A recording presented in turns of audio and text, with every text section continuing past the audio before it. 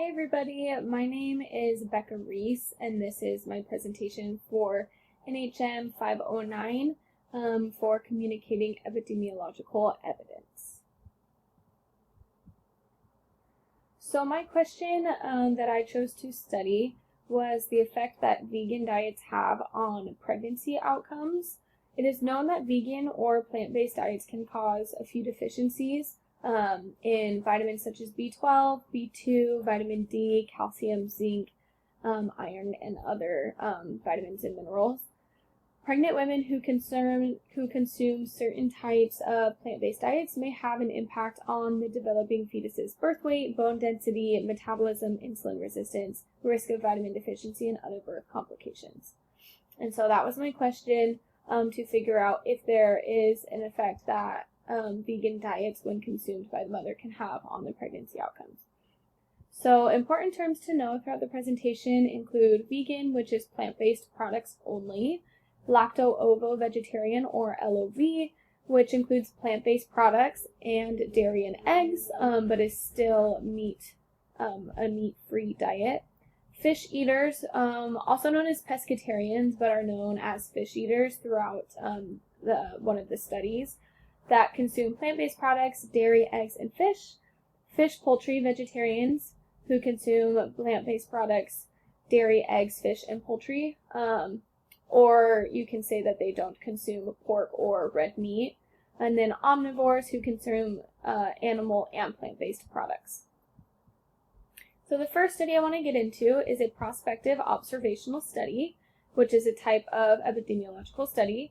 The population studied consisted of mothers 18 years and older who were carrying a singleton pregnancy.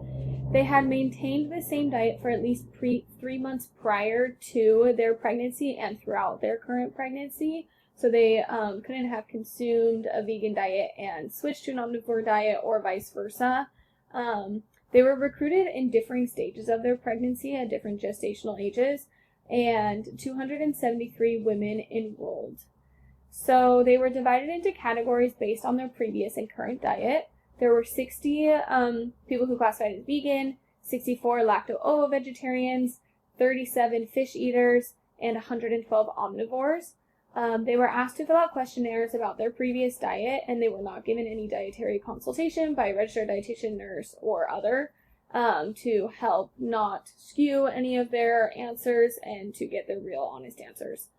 The researchers tracked their average calorie and protein intake for each of the category of diets, and the gestational weight gain, gestational diabetes occurrence, week of delivery, preterm delivery, C-section delivery, hypertensive complications, postpartum hemorrhage, 5-min APGAR score, average birth weight, the occurrence of low birth weight, which is less than 2,500 grams, and the number of small 4 gestational age neonates were measured for each category of the diet.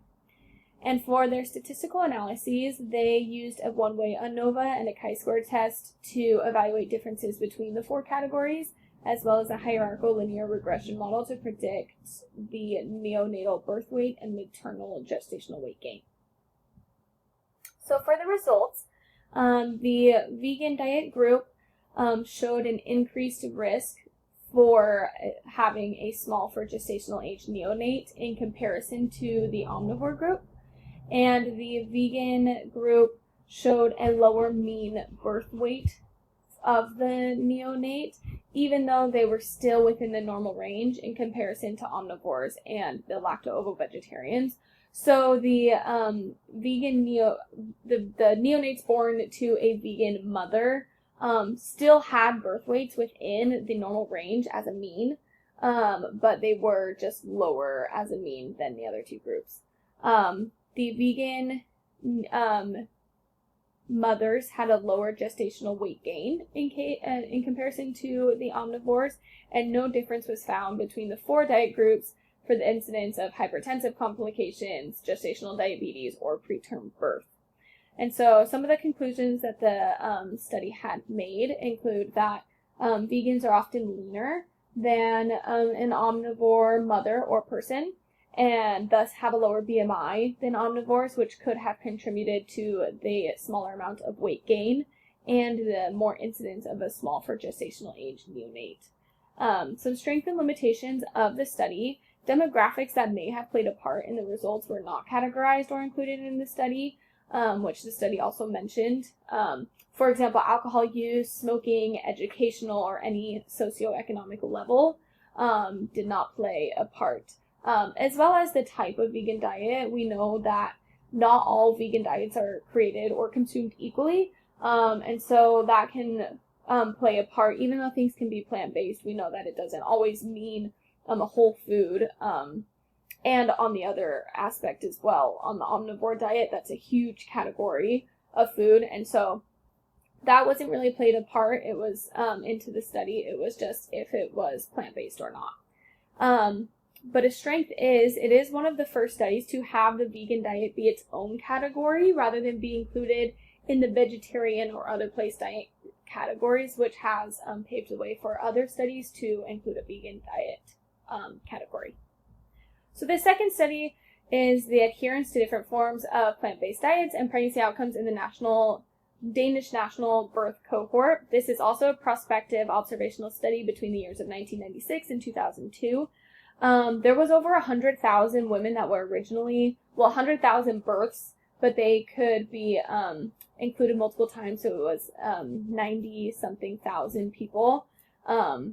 But after narrowing it down based on different exclusion criteria, 66,738 women were included in the final sample. They were also divided into 4 categories, including omnivores, fish, poultry vegetarians, lacto-ovo vegetarians, or vegans. So the first limitation that we can see here is that the vegans group, which is what we are focusing on, only had 18 women, whereas the omnivores had 65,872. So just keeping that in mind. So they were recruited after their first antenatal visit, or their first doctor's visit, right around week 6. And then at gestational week 12 and 30, they received a computer and telephone interview regarding their current and past lifestyle and health.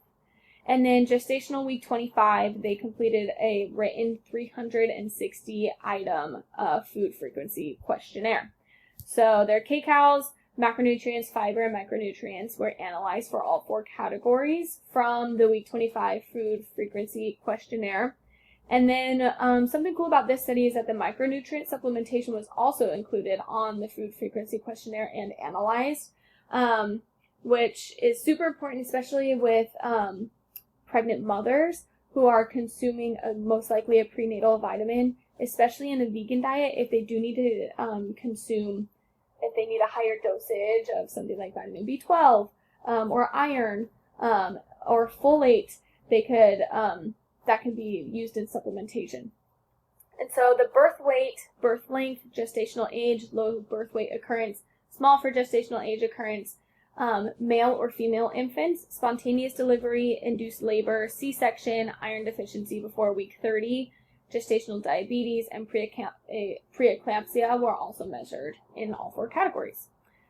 For statistical analyses, they used mean and standard deviation for continuous normally distributed variables. They used median, percentage, t-test, and Mann-Whitney t-test, chi-square test, and multivariate logistic and linear regression analysis for associations between diet and birth outcomes.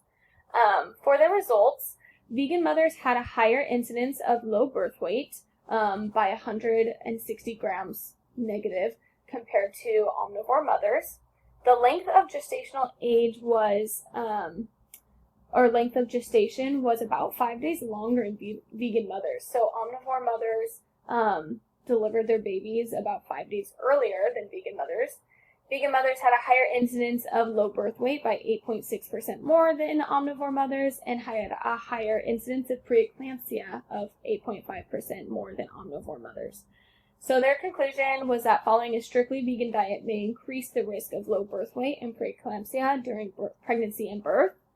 But a huge limitation of this study is that the vegan category was 0.03% of the total population, and the data from such a small sample of the overall group may not be generalizable to the public or to vegan diet as a whole. So I wanted to pull these two charts. This is from study number 1 to compare the two different studies. So looking at the vegan versus omnivore mothers, there are a few similarities between both charts, including the gestational diabetes occurrence, average birth weight, low birth weight, and small for gestational age, which we can see here as well.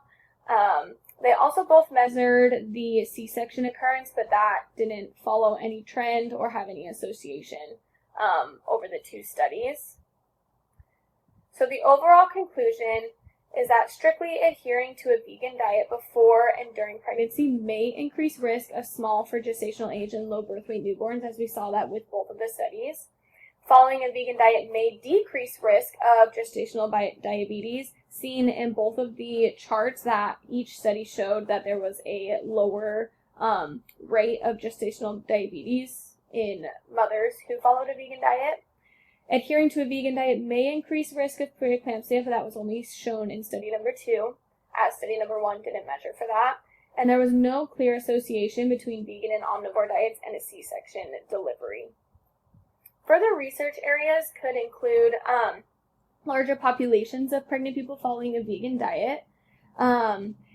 They could also include a more specific breakdown of nutrients in the vegan diet category to see if the effects of pregnancy is coming from a specific nutrient, maybe a deficiency or a higher intake of a specific nutrient, or a calorie intake if it's coming from a higher or lower caloric intake, or is it from the overall diet of plant-based foods. Further research could also follow the newborn over the first year of life to see if there are any lasting impacts that a vegan diet has on the newborn past birth. And here are the references that I used. Thank you.